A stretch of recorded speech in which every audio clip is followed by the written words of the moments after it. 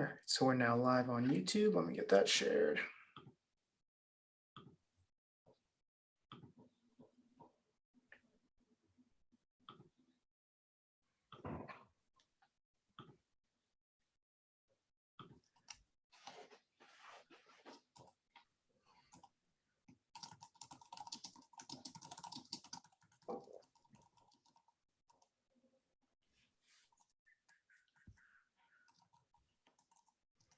You all are in Georgia, right? Yes, sir. I should learn from you all. You've got more experience in the industry. I'm gonna learn from you. Okay. Ask me whatever you want. You know, I'm totally open. You know what's timely for these cats now, so. Absolutely. Well, we're also going to be able to do a Q&A because we're doing the webinar format. So I love the Q&As. me too. People are shy, but they eventually, I'll do the first 3 people that ask a question. We'll give them a free reg to connect now. Oh, look at that. But do that. Hope everybody in the waiting room heard that. So there we go.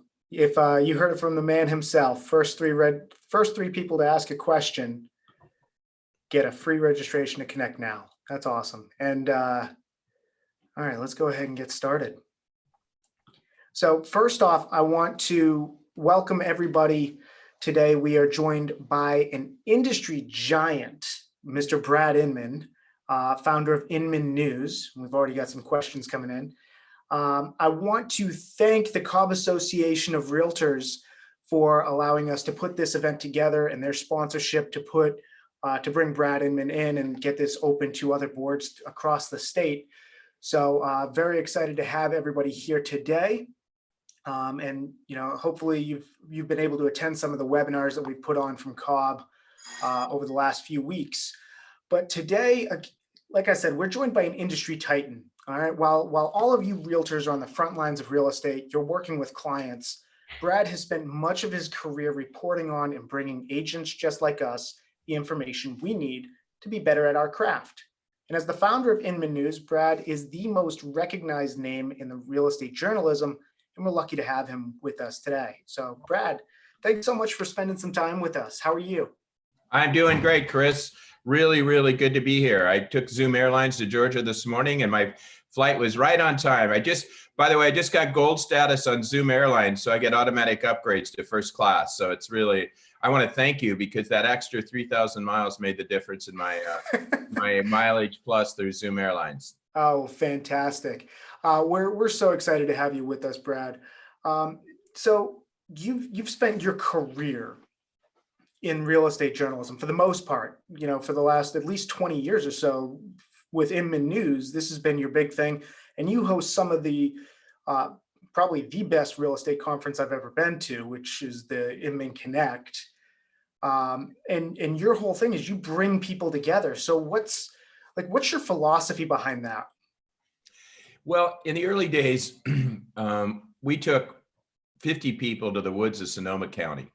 Mm-hmm. It was cold as hell, and we gave them blankets and hand warmers, and it was quite a collection. Some media people, Stanford, UC Berkeley, some real estate people, and a bunch of new entrepreneurs and tech guys. And we sat around in the woods and we said, wow, technology is coming to real estate. The real estate industry isn't really ready for it. But there's all these entrepreneurs creating all of these cool things. And when I walked away, a friend of mine said, I think there's 1,000 people out there.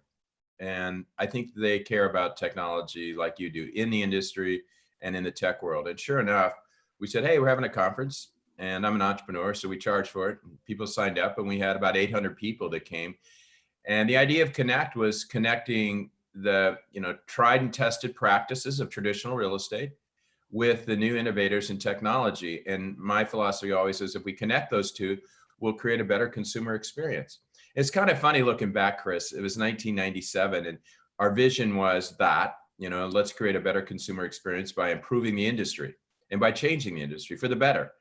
And, I get accused all the time of being in favor of disruption, and people mistakenly think I say disrupt the real estate agent. I've never, ever said that in my life. What I do believe in is disrupting the real estate process. And so, ever since, and back then we said, let's put all listings on the internet. Wow, that was a crazy idea back then. That was like, people thought we were nuts. let's have virtual walkthroughs. And literally, we had a camera that was as big as a spaceship sitting in the woods of Sonoma that did a 360 degree. And we said, let's automate the transaction. That became our kind of chant for many years. And, you know, a lot of it took a long time, but it's coming true. And we've probably done, Chris, more in 2 months than we did in 20 years because the industry's back was against the wall and we had to learn the digital transaction. So, you know, I could talk about this until I was blue in the face, but it took a pandemic. And now we see lots of those ideas, but it was always connecting two worlds, entrepreneurs, tech heads with the, you know, tried and tested practices of good ethical realtors. And what could be better? The end result, we think, will always be the consumer having a better experience. And if they have a better experience, it's good for the industry. And there's probably more transactions. Yeah, it seems like we always get changed when our backs are up against the wall. Yeah. You know, I came into real estate in 2010, and that was just before the shift, really, where banks started accepting the digital signature platform. Yeah. And they did that out of necessity because there was such a volume of transactions happening. So with our backs up against the wall right now, you know, you mentioned virtual showings. What do you see is happening as this shift now is causing all of this change in such a short period of time? Yeah, I think one, there's people who need housing. Chris, I had 2 people knock on my door wanting to rent my house. And I gave them my realtor Byron's card because the best way to find a house or sell a house is with a realtor. I always say the internet brought information to the consumer. So the shift, instead of the realtor being at the center of the transaction because they controlled all the information, the role of the realtor now is to get us off and on the boat. You know, so get people housing, get people off housing safely. I've never got on a boat in my life where someone didn't help me get on and off. So the role is still really important, but it's different. And you don't have to steer the boat and do all that other stuff. And a lot of that's happening with technology. It's really quite amazing. You know, virtual showings is one thing, smart contracts. We're going to see, you know, we're going to see online offers. We're going to see, you know, get rid of the notary, a digital transaction. We're going to see automated, you know, valuations. You know, again, the realtor playing a critical role in all of this. Like, let's take the automated valuation, you know, Zillow's Estimate, all these other products out there. I want a realtor who locally understands what's really going on with every building, every house, every street, and all the nuance, particularly now, because what's going on in my market? Are people buying? Are they selling? We're really confused as consumers. So a good realtor, I say, has their zip code tattooed to their forehead or their ass. They know that zip code better than anybody, and better than Zillow, and better than the automated valuation. But maybe the automated valuation replaces some of the, you know, maybe the appraisal, and maybe the appraisal industry figures out how to do this. We're seeing this with, you know, the notary, the digital notary, where the notaries are using Zoom now, but they don't have to come to your house and threaten your health, your well-being. And we don't have that ridiculous process. It's just another bump in the road for someone buying and selling a home. And we don't have the realtor pushing paper and orchestrating all this crap. They can focus on what I need in a realtor, which is someone who understands the market better than I, someone who can negotiate or sell my house. I love salespeople. Selling is still important. And I need someone who can have a high emotional IQ and help my wife and I navigate through that emotional process. And you just can't get that online. But all this other crap we can digitize. And so I think coming out, a silver lining of this is with our backs against the wall, we adopted technology, as you know, Chris, it's been out there a long time. You know, it used to be in a Zoom call, you'd be in a conference room, right? And one guy would be on the Zoom call. You'd forget he was there. And then in the minute you go, oh yeah, Jeff, what do you think?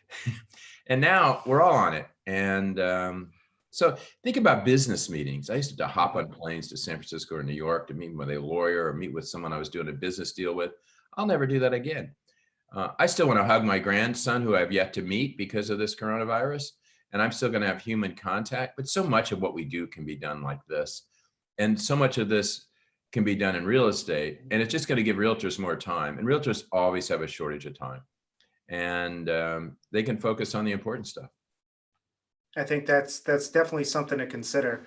You know, I think that there's always there's that face-to-face that you just can't do over Zoom, right? Yeah. So a lot of the stuff, I completely agree with you. I think, you know, we're going to get a lot of meetings on Zoom, but the initial, right? When you're first meeting somebody, when you got to make that impression, I think that's still going to be there. But yeah, absolutely.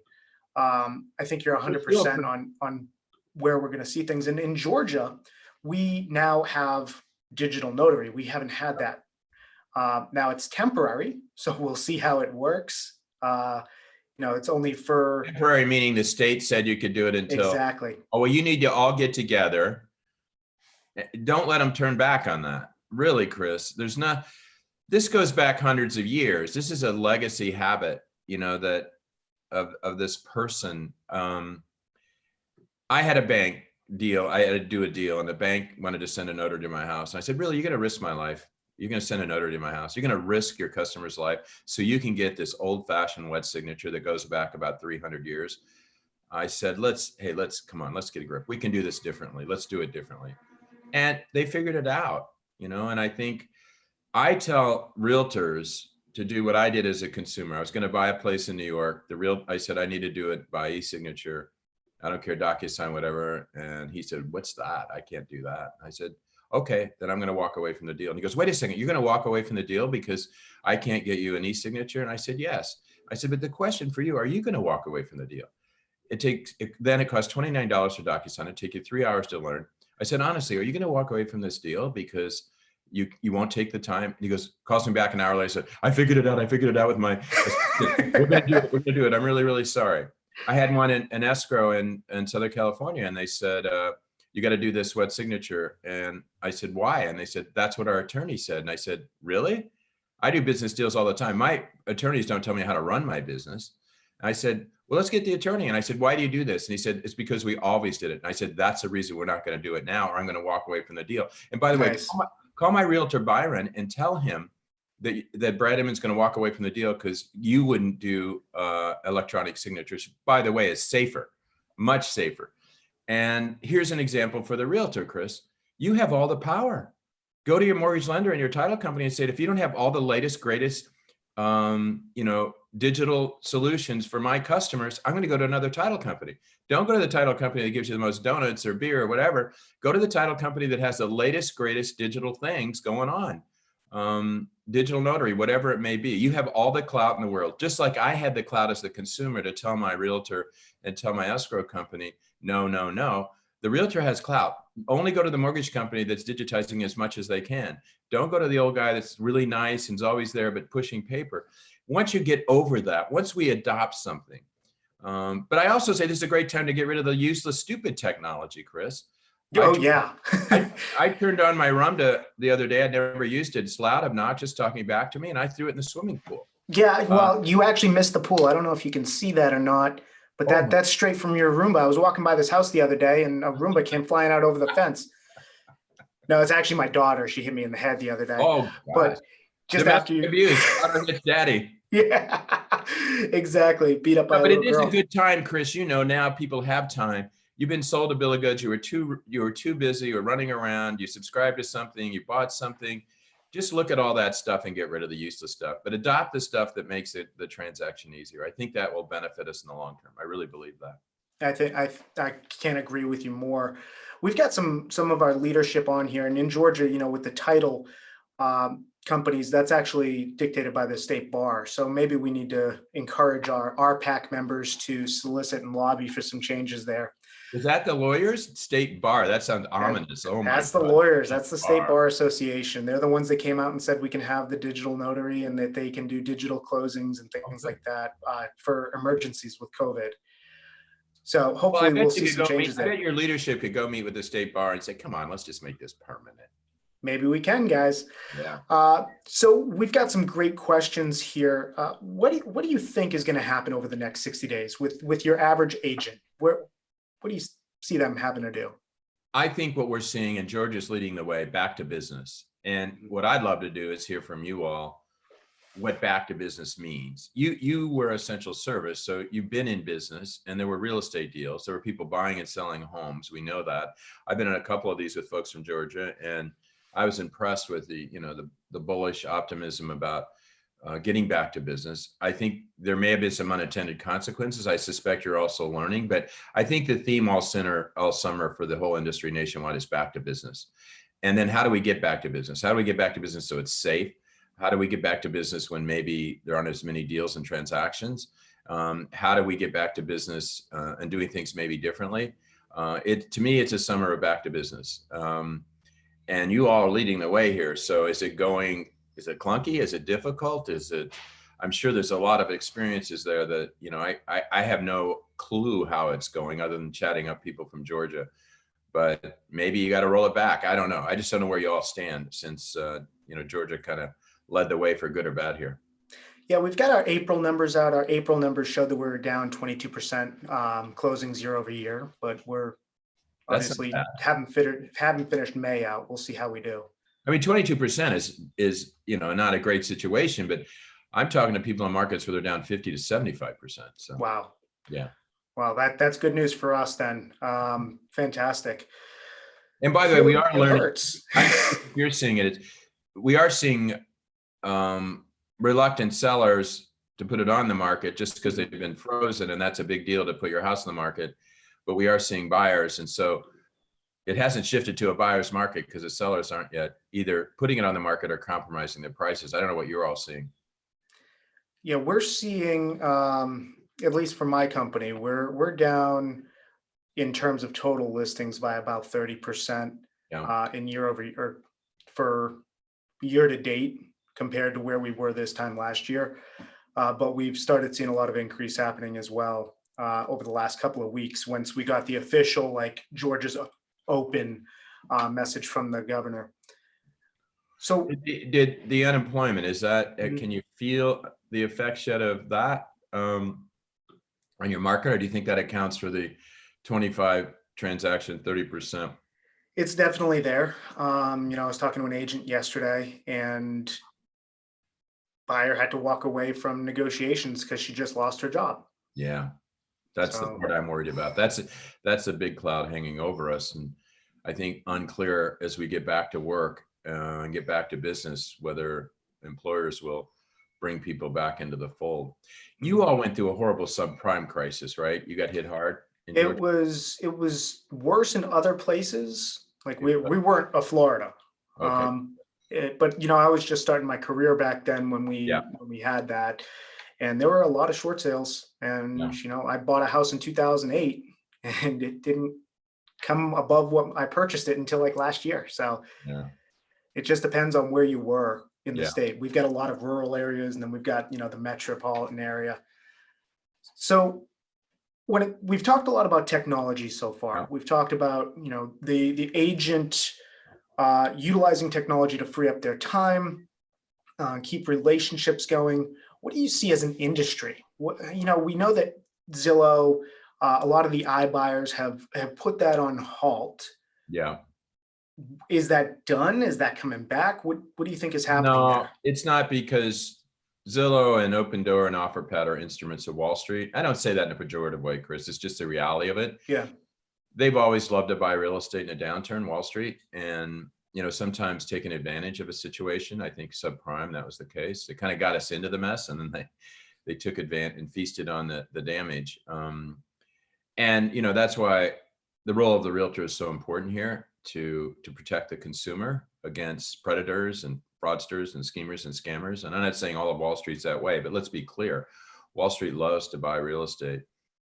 They love hidden value, and the rest of the markets are up and down all over. And so they also like to balance their portfolio out with hard assets. So they want to get back in. They're revving up. They're raising funds. They're going to be back in the market. The difference between now and 2010 is they didn't have a vehicle to make that happen as aggressively as they can now. And now you have Zillow geared up for iBuying. You've got OfferPad. You've got Opendoor, all of which have announced they've opened their doors and they're back in business. I don't know what its scale. Rich Barton told me that they're all in. Opendoor's announced they're back. And so it's here to stay. And I think as a realtor, you look at it two ways. One, hey, it's a buyer. We may need a buyer. Yeah. Whatever kind of buyer, whatever they look like. And the deals they cut with realtors, sometimes they're not as rich price-wise on the commission, but we all know in these bad times, realtors are really good at scrambling for rent. They'll do rentals, they'll do property management, they'll do, whatever it takes. And then the second important point here is we must make sure realtors are inserted in these iBuying situations, because I would hope that Zillow, Open Door, OfferPad will look out for the consumer interest, but that it's a pretty tricky partnership, Silicon Valley and Wall Street. And the only local representative, local, hyper local, is the realtor. And I always say right now, we've never been in a more hyper local environment. We're stuck in our houses, but then we just go out a little, right? We go out on a bike ride, we go maybe to the park, we go to the grocery store, and then guess who we run into? Our local realtor. Mm-hmm. And my local realtor here, Byron, he left food on my front doorstep knowing I was alone for a while. Zillow didn't leave it, Realtor.com didn't leave it, OfferPad didn't leave it, Realty headquarters didn't leave it, KW headquarters, it was my local realtor. So I feel like here right now, I'm protected with my local realtor. And I think everyone's going to look to protect their assets, and no one's going to be better at protecting your asset than a local realtor. If you need to rent because you need liquidity, you're going to go to that local realtor. If you need someone to look out for your house when you leave, that local realtor. And none of those other people can do that. And if you have an iBuyer, if they come to my house and I decide to sell, I want a realtor in the middle. Definitely makes sense. How we do that is trickier, Chris. Yeah. But you've all learned a lot about iBuying in that market. We have, yeah, because we were one of the, after Arizona, we're kind of like the secondary market when things get launched. So while we're on Wall Street, got a question here from Bruce Allion. What are your views on industry stock prices like Remax, Realogy, with where they are? What do you see happening? Yeah. As Wall Street really takes a toll on a lot of these publicly traded firms. Yeah, it's doing economic forecasting, predicting the weather, and trying to understand the stock market today are all equally, difficult. Mm-hmm. And I read everything. I read Wall Street Journal cover to cover. I don't watch broadcast news because it does nothing to help me focus on what's most important in my life right now. It's just noise and it gets me aggravated, and I don't want to be aggravated. So I really read financial information. I try to read data and information. And I'm not the smartest guy in the world, but I just try to absorb as much as I can to figure out the world. And on the stock market, you can't even keep up with it. I read the other day that one reason the market's jacked up is because sports bettors have nowhere to go and they're day trading, and that's and it fits. It's a gamble, right? Day trading. Yeah. What's more risky?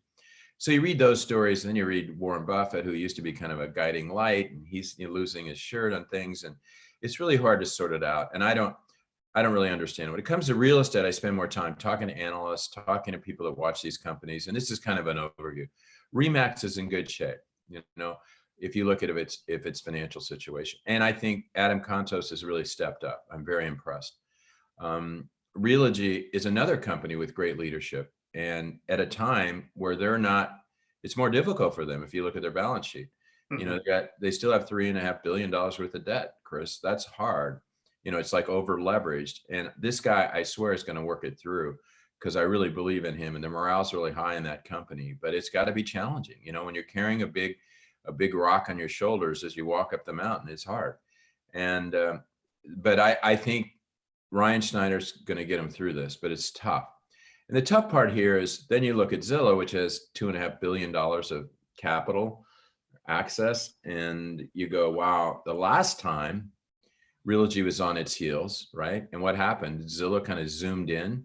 They didn't have the capital to innovate, and so they did deals with Zillow and Trulia, and kind of gave up any hope that they might be a consumer portal. Because in the old days, you would type in real estate and you'd get Remax, you'd get Century 21, Coldwell Banker. Now you type it in and we know what you get. You get Zillow, and you get Realtor.com, and you get Trulia, and you get Redfin.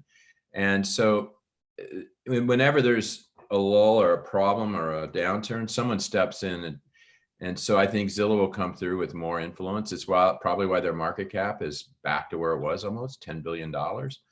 And then the rest of them, KW, we can't really get behind the curtain. I trust what they're saying, but it's not a publicly traded company, so we don't know what's really going on there.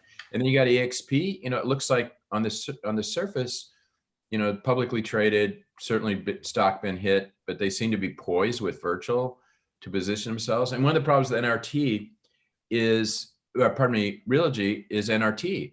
And it's a big broker owner with a lot of office space that's burdened that company and killed their margins. This may give them the opportunity to free themselves of that, operate differently, more virtual, and that will really improve radically their P&L. And you got Compass. One thing that happened, people at Realogy love to hate Compass, and I understand why, but the fact of the matter is, because Realogy was on its heels, not only did Zillow move in and Trulia move in, but Compass moved in. That was 7 years ago, and Realogy hadn't really come back. They were just trying to button down the hatches. And I'm not saying they're not good brands and great realtors. It's none of that. But if you look underneath the home base was being threatened. And I think Compass took the roadmap that Realogy used with Send It back 25 years ago, when they swooped in and bought 25% market share. That's the formation of Realogy. Compass did the same thing. They took the playbook from old Send It, Realogy, and they also, by then, Realogy was on its heels with the debt. So all these things make sense. What's hard and interesting for me, what's happening now that we don't get, Chris? What's going on with all these players and pieces that are going to come into full view? I can now reflect on 2010 and 10 years later with clarity. But when I was in the heart of it, I didn't really understand what quite was going on. But I do know in these downturns, there's innovators that come in, names you don't even know. And right now, I think it's who's the most liquid, who has, who has the ammunition to fire away. So we've got by the way, that doesn't affect the everyday realtor. So yeah, exactly. That's not what Brad Inman's talking about. We're talking about disrupting the process, not disrupting the realtor. Thanks for the clarification on that. So I got another question here from Patrick Walters. Will the recovery be V-shaped or U-shaped? What do you think? I don't want to be dark and negative. I think it's all, whatever it is, based the facts. The V seems unlikely to me. And I used to cover economics. I don't understand it all, but I do believe that there's too many things going wrong for a V recovery. And what I worry about, well, all these employers instantly rehire everybody. And what happens typically, they don't rehire quickly. And they were, I can work with a lower payroll. So the V seems unlikely to me. Do I think there will be economic activity, and will there be a spurt? And I think there will be a spurt in the housing market. But in terms of the overall economic scenario, I just don't see the V recovery.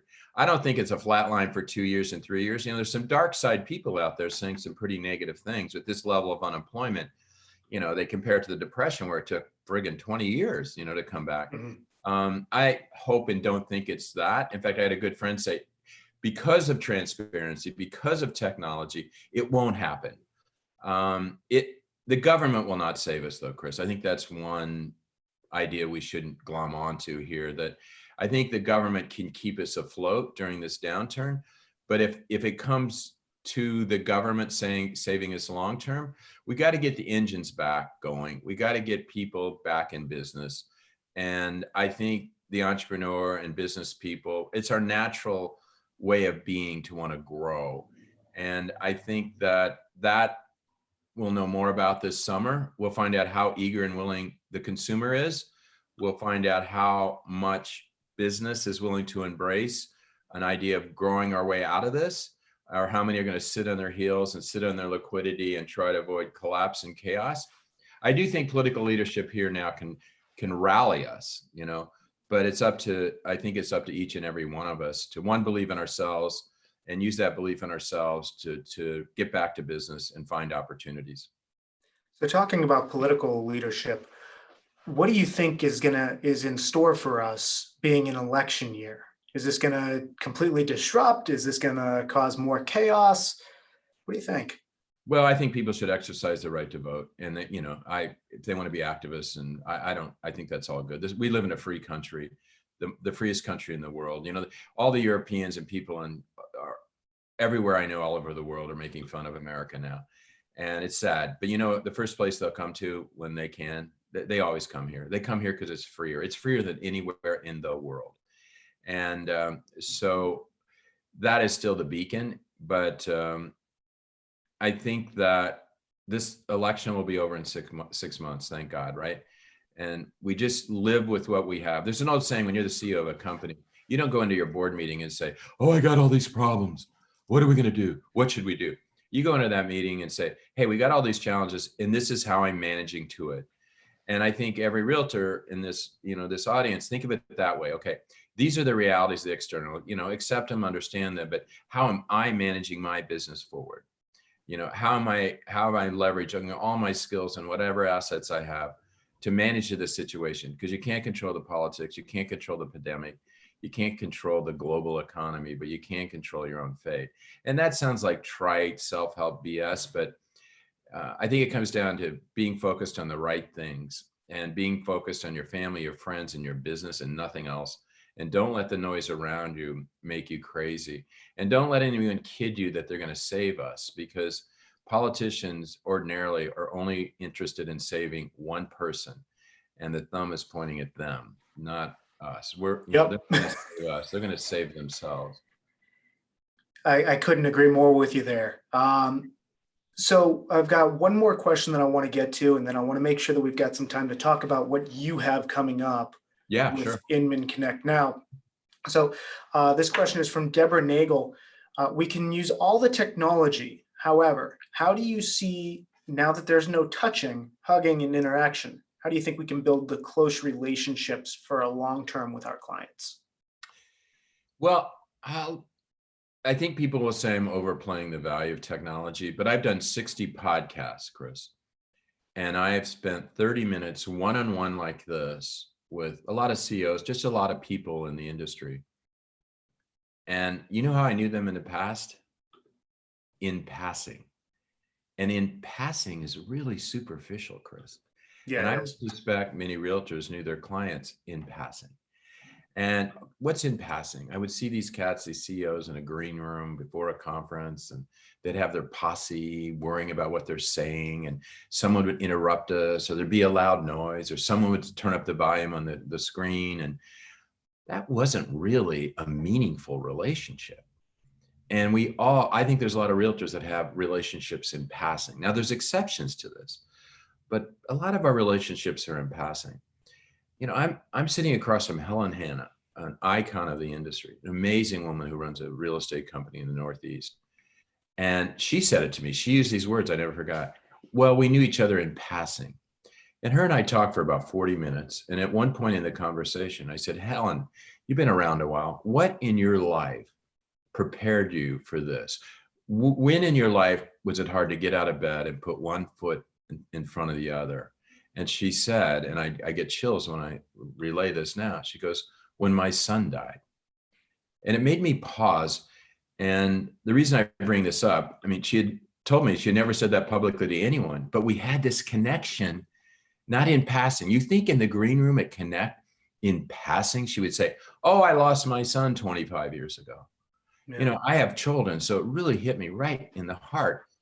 My point in that's a pretty deep connection. And why? Because she's in her home. I'm in our home, right? We're sharing our privacy. There's no one around. There's no posse. So I think it's kind of like the other day, I used to be in the ebook publishing business, and a woman who I worked with many years ago, she goes, oh, my plans all got destroyed. I was going to get on a plane and fly all around and see my writers and the publishers and the agents, and I couldn't do it. And I said, Julie, I've talked to 25,000 realtors. I could never have done that. I said, how many publishers could you have met with in the last 2 months? 10? How many writers? 5? How many agents? 4? I said, you know how many agents I could have talked to? How many flights? I couldn't physically. So we got to turn this around and go, oh, I can actually network more efficiently, more effectively. And like Helen Hanna, I can have a meaningful conversation. I talked to Paul Boozman the other day. I did a podcast. He owns Leading RE. He's 2 miles away. He's in Palm Springs too. And we talked for half an hour. And I don't know, we got to turn this around, if for no other reason to be optimistic and see the opportunity. Put yourself out there. If you said, if you have a contact in Georgia or in Florida right now, or not Florida, California, and said, hey, we know what it's like to reopen. Can I be on your podcast or can I be on your Zoom meeting? Guess what? They'd love to have you. And then you tell them about Georgia and you've just met 200 realtors. And guess what? Someday they're going to refer a client to you. So this is a big opportunity in the midst of all this horror. I got to agree with you. So Like you've done, Chris, you've put yourself out there. Yeah, and I've been doing this for a little while. As a matter of fact, we got a chance to talk last week and earlier this week, and your conference, Inman Connect in San Francisco in 2016, you invited me out to come speak, and that changed pretty much everything I do. It eventually led to the creation of the Rethink Real Estate podcast, which has been going on now for 2 years. And all of that is because of meeting and connecting and building that audience. And it's been just huge for me. So on Connect, like your conference has been huge. You've done it now in Vegas and New York, and it brings out the best and brightest, top of their game in the industry to really, in a TED-like experience, turn them and burn them and get a lot of different content up there. So what do you have going on now? Because you're doing it a little bit differently this year. Yeah, we had no choice. But again, we're not trying to replicate a physical event, because I actually think, as I just explained about my ability to talk to 25,000 realtors and have an intimate conversation with Ellen Hanna, we think this is an opportunity to create a whole new experience like we've seen with all this new technology. And instead of you having to come to us and spend $2,000, we're coming to you. We're coming to your living room, Chris. We're going to bring all the CEOs of the biggest real estate companies and tech companies, all the really fast moving, cool tech kids and all of their technologies and all their demos, all the top producing creative realtors in all the markets all over the world. We're going to have double the attendance. We're going to have abundant amount of networking and what we call LobbyCon, where people casually meet in the lobby. That was the creation of the Inman community. We didn't create LobbyCon, and the Inman community is already looking at our platform and going, wow, look what we can do around Inman. Look what we can do around Inman. And we have great exhibitors. We got new kids in the block. We have cocktail parties. We have all kinds of networking. But I'm going to bring Rob Rufkin into your living room. I'm going to bring the founder of Zillow into your living room. I'm going to bring Glenn Kelman. I'm going to bring the CEO of Realogy. I'm bringing Gary Keller into your living room. Wait, hang on. Gary's coming back? Yeah, we're gonna have the what do you call it? In fact, I'm looking back behind you, Muhammad Ali, right? The greatest. Yeah. What was this? Manila, the Thriller in Manila? Yeah, exactly. Wasn't that a sequel? If I remember correctly, I believe it was. Yeah. So this is our sequel, and Gary's a wonderful human being and super bright and smart, and just to get these guys all for a half an hour, and who's going to interview them and who's going to grill them. I don't know, Gary will grill me. I shouldn't say that, but I get to do that. And I do it like you do, Chris. You represent your audience, and that's who I represent. I'm not really impressed by big shots. What I'm impressed by is this incredible community of Inman and real estate. That's really what I'm about. So it's going to be we're trying really hard where people leave and they'll go, oh, that wasn't like Connect. They're going to hopefully leave and go, wow, this is a great conference. It's just different. So when is it? June 2nd, June 4th. And then people always ask, where is it? It's in your living room. And we've got a link. So for everybody who registered for the webinar, you got a welcome link. And in that welcome link, it'll take you to Inman Connect, where you can register. And there's a promo code. It's SELECT with 2 L's. And put that in there, and you're going to get 30 days of Inman Select membership for free. Don't confuse it. Inman Select is with 1 L. Select, the promo, is with 2 L's. And when you sign up, you're going to get a $100 discount, Brad, off of the. Yeah, it's $50. So instead of spending $2,000, meaning airfare, hotel, Uber, meals, the fee to Brad Inman, you get to come to Connect for $50. And that's our way of saying, we're so excited because we double, triple our attendance, and we can expose Connect to everybody, and people from all over the world are going to be there. I'm so excited for that. And everybody, you're going to get a reminder email tomorrow after the webinar with the link again. So if you can't find that registration email, it'll be sent to you automatically again tomorrow. And Brad, Chris, my promise. Yep. I'll refund your money if the $50 didn't pay off. Always. Yeah. Always. And your conferences have been fantastic. The first time I went, it took me 9 months to implement everything I learned in one You're so day. sweet. You've been a great member of the Inman community, Chris, and you've always been a big supporter, and I'm super grateful. And you're a smart, savvy guy, and you got the exact personality for these times. You're calming, deliberate, direct, but you don't freak people out. And those are the personalities that are winning. Thank you.